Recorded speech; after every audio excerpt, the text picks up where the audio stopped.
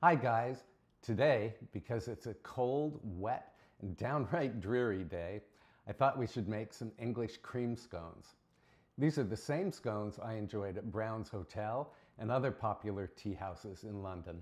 Unlike their American counterparts, which tend to be crumbly and filled with dried fruit, the English version is light, delicate, and elegant in its simplicity. You'll want to top the scones with clotted cream or whipped cream and jam, and wash them down with cups of hot, fragrant tea. So let's take a quick trip to London and whip up a batch of these perfect pastries, okay? So before we make the scones, let's make the tea. I make tea the same way the Victorians did, except I don't use a red-hot poker from the fireplace to boil the water. I use an electric kettle. And what I do is first pour some boiling water into the pot, swirl it around. This is to heat the pot, and then you pour the water out. Then add the tea directly to the pot. Never use tea bags. The tea in tea bags tends to be old and stale. This is Earl Grey tea. I love it because it's really fragrant. Then add the boiling water. Put the lid on. And I'm going to wrap this teapot in a towel to keep it hot while we make the scones. On to the scones.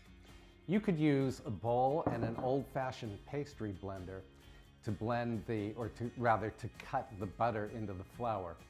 Or you could use a food processor. Since I have a food processor, that's what I'm going to use today.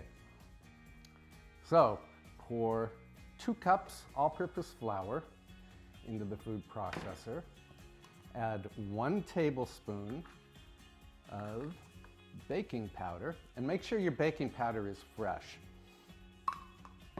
And a nice pinch of salt. I'm using about 1/4 teaspoon. And 3 tablespoons of sugar. Then put on the lid and pulse for just a moment to blend the ingredients. Done. Then add 6 tablespoons of cold diced butter. And just scatter the butter over the flour. Return the lid and pulse just to break up the butter. Done. Then pour the mixture into the bowl. Add 1 cup of heavy cream. Scones are not diet food. And stir very gently with a spatula just to moisten all of the dry ingredients. Then pour the mixture, which will be very wet and sticky, onto a lightly floured surface. As usual, I'm using my canvas pastry frame.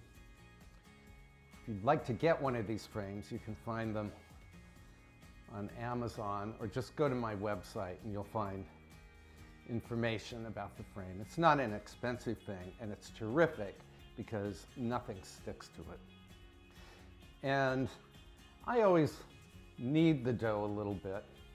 You just kind of fold it over on itself, and that tends to make it a little more pliable. You just don't want to overwork the dough. Okay, then grab a rolling pin and roll the dough into a rectangle or a circle that's about 3/4 of an inch thick. And I think mine is just about right. So then take a 2-inch biscuit cutter and cut out your scones and put them on a parchment-lined baking sheet. And by the way, I like to dip my biscuit cutter in flour. It helps keep the scones from sticking.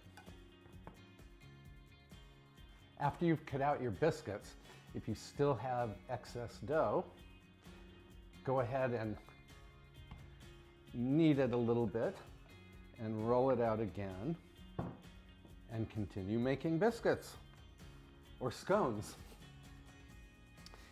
And to give the scones some color when they bake, brush the tops with 1 beaten egg.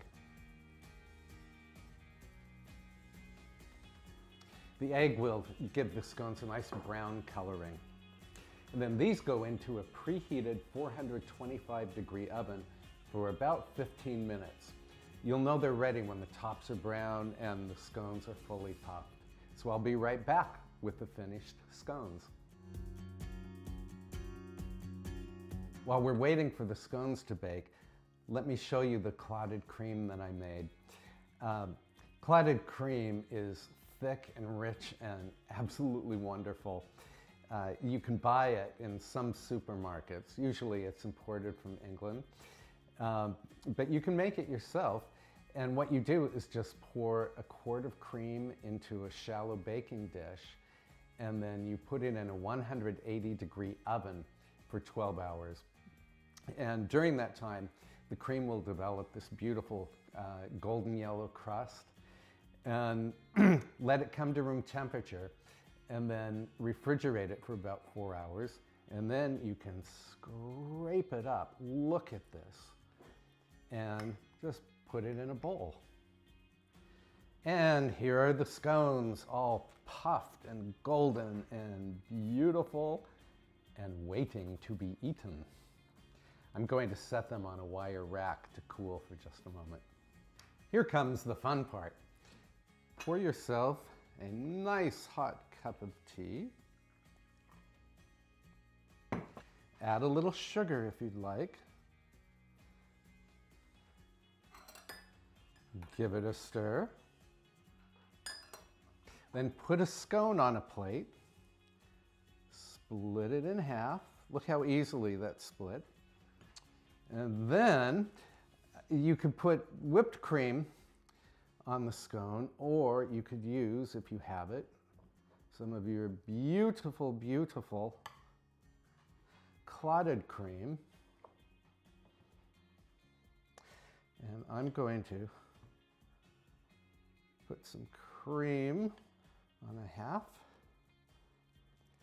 and add some jam. I'm using strawberry jam that my friend Jerry Miller made.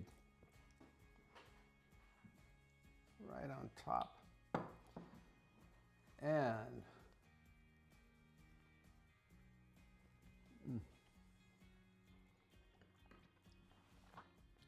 heaven. And that's all I'm going to say. Just heaven. Don't make me beg you to try these English cream scones. If you like this recipe, please give it a thumbs up, subscribe, and post a comment below. I'll see you next week with another delicious recipe. Bye.